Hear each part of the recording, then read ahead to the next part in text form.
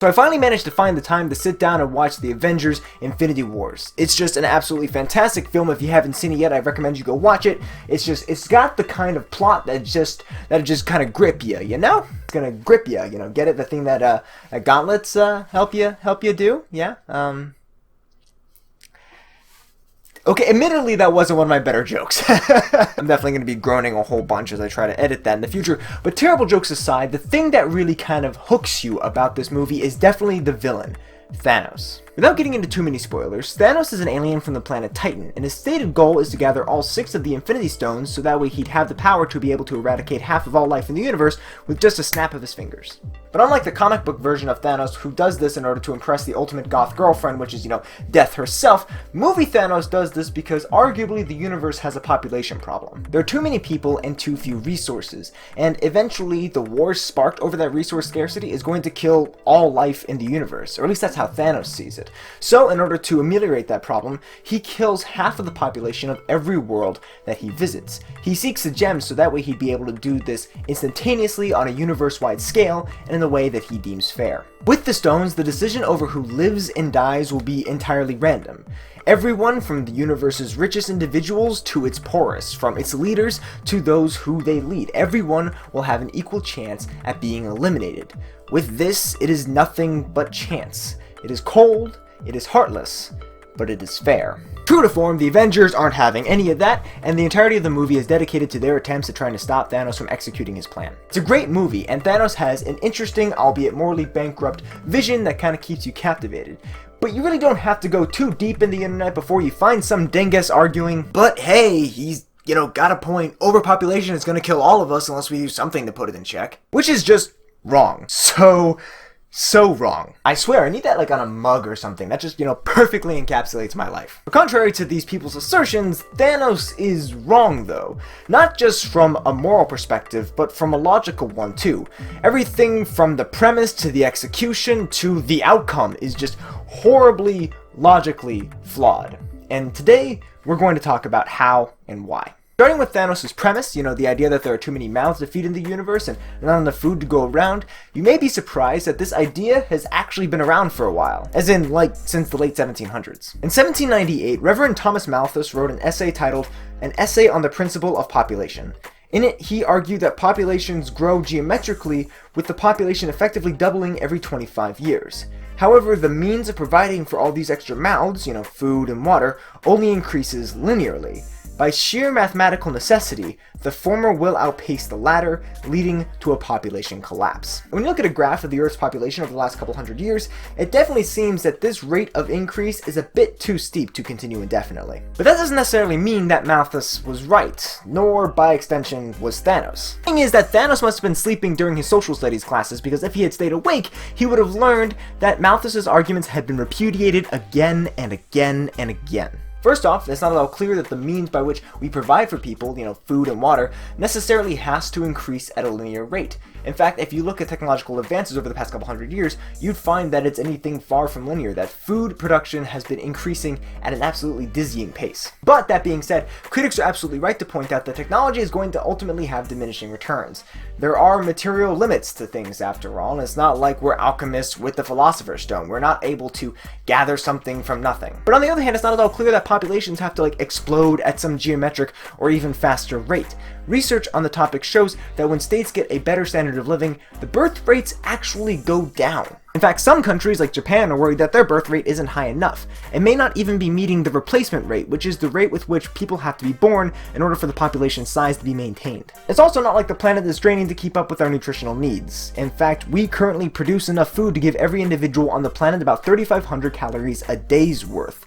The fact that people are going to bed hungry or dying of starvation doesn't reflect the planet's ability to feed us, but our inability to allocate resources according to that goal. While there is an absolute maximum carrying capacity for the planet, you know, because there's, you know, only so much matter contained within the volume that is the Earth, right? That doesn't necessarily mean that people are so dumb that we won't, you know, see that precipice coming and not elect to, you know, maybe use birth control or have fewer kids or wait to have kids at a later date. But Thanos doesn't even give society a chance to be able to regulate itself. Instead, he acts in a way that's more akin to European elites during the Irish potato famine, which had an intentionally lackluster response because of this ideal of thinning the herd, than he is acting in any other sort of way. Which, you know, in any way you look at it, is just absolutely despicable. Look, it doesn't matter if he fell asleep during social studies class or whatever. He has first-hand knowledge of this. This is what happened to his homeworld. He knows what he's doing. Well, then he must have stayed asleep straight through statistics too, because nobody with an inkling of his self-professed knowledge would generalize one case to the entirety of the universe. That's worse than trying to generalize how good Marvel movies are based off the Hulk reboot from the early 2000s. That's not how it works. That's not how any of this works. It's not only his diagnosis that's off, it's his intended procedure as well. Remember that Thanos' solution to the overpopulation problem is to eliminate half of the universe's inhabitants at random. Again, he sees this as the most fair and equitable solution since everyone has an equal chance at getting turned to dust. And it makes a certain degree of intuitive sense to make this a random process. After all, you don't want to show preference to, you know, the ruling class over the poor when the issue is just how many people there are in general, not necessarily that there are too many poor people or too many rich people or something like that. But this intuitive solution stops making sense once you try to, you know, scale it up to the size of the entire universe. As far as we know, the universe is infinite. There's no beginning or end, it just goes on with infinite suns, planets, and infinite chances for advanced civilization.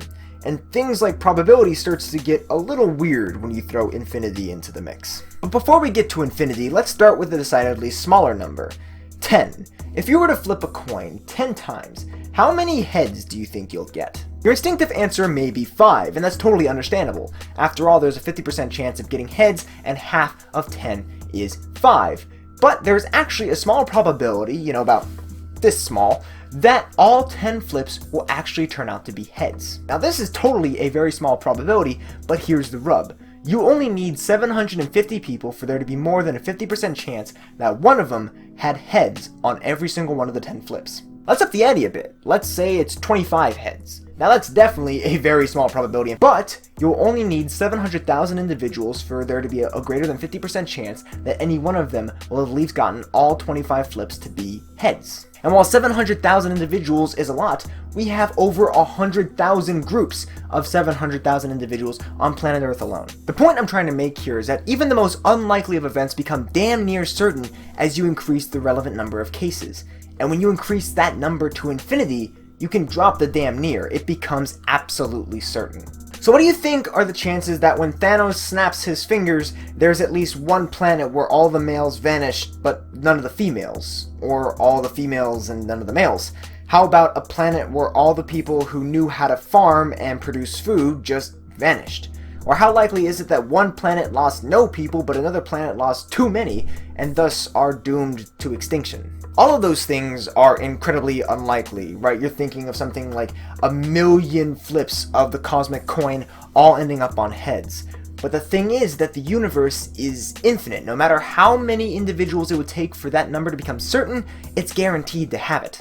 As long as it is theoretically possible, given the infinite enormity of the universe, it is guaranteed to have happened at least once. Lotteries may appear to be the most fair outcome, but mathematical fairness does not equate to practicality or good, because again, it is highly unlikely that every single farmer on a planet or every single individual who is able to mate on a planet would be eradicated, but as long as that probability is greater than 0, it's happened. In trying to be fair, instead of saving life on every planet in the universe, Thanos is actually doomed an uncountably large number of civilizations. It definitely sucks for those civilizations that got the raw end of the stick, but at least those that didn't would be totally set forever. Nope.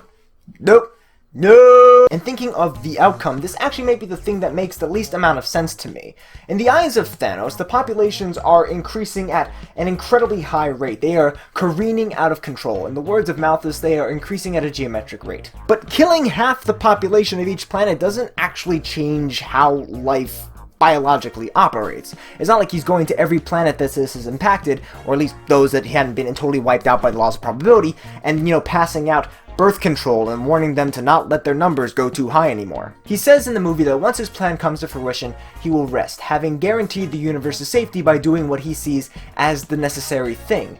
But the thing is that it doesn't actually stop the process from happening again. There's nothing being put into place that's going to stop these planets' populations from reaching the point where he got all pissed off in the first place. Meaning that more likely than not, he would have to do it again.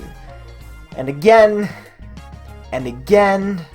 And you know what? You get my point. It's far from a permanent solution. Shoot, it's not even a midterm fix. Alright, so it's not perfect, but you have to admit it's actually a pretty good plan. I mean, it gets things done effectively and efficiently, and if you just... No, it isn't a good plan, it isn't the most efficient, it doesn't make sense. You know what would make sense, you know what would be efficient if he has all the power of creation in his hand, in the literal palm of his hand, or I mean, I guess literally on the back of his hand, making an infinite amount of food and water. Holding all of the stones means that the very fabric of the universe, that all of creation is at his beck and call.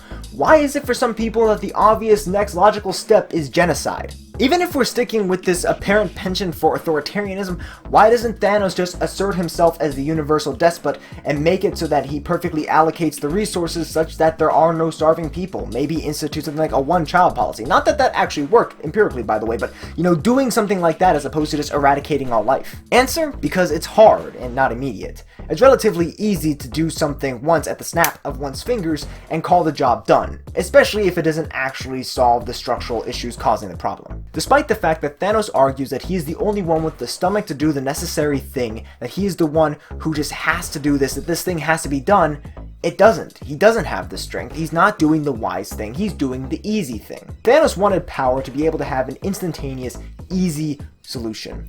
Wielding power is easy. Leading through power in order to actually solve the deeper underlying issue is hard. And apparently, Thanos doesn't actually have the stomach for it. I don't want people to mistake or misplace my frustration here. I absolutely love the movie, and I found Thanos' motivations to be interesting enough but problematic that it made him just an absolutely fantastic villain. His ideas were engaging and intuitively understandable, but they were also deeply flawed and reprehensible. It's what made him a good villain. It's what gave the story a good plot. But I guess that I had just assumed that that morally reprehensible and troubling bit would have been a tad more obvious to people. But I'm curious to see what you guys think about the Malthusian trap, about Thanos, about the idea of trying to apply fairness over a universal domain. I'm curious to see what your guys' thoughts about those are, about anything else that cropped up during the video, or ideas for future topics. I'm more than happy to see those down in the comment section below. Look forward to reading all those and answering a few of them in the next office hour. Sources for everything has always been down in the doobly-doo, as well as links to the Facebook, Twitter, and the blog. Look forward to seeing you guys out there as well. If you enjoyed this video, hope you consider giving it a thumbs up. If you want to support the channel, you can do so by commenting down below, by sharing this video, and by subscribing to the channel to stay in the loop for more awesome social science content is uploaded. If you want to be guaranteed to be in the loop when I do upload new videos, be sure to click the bell icon as well. As always, thank you guys so much for watching. I'll see you next time.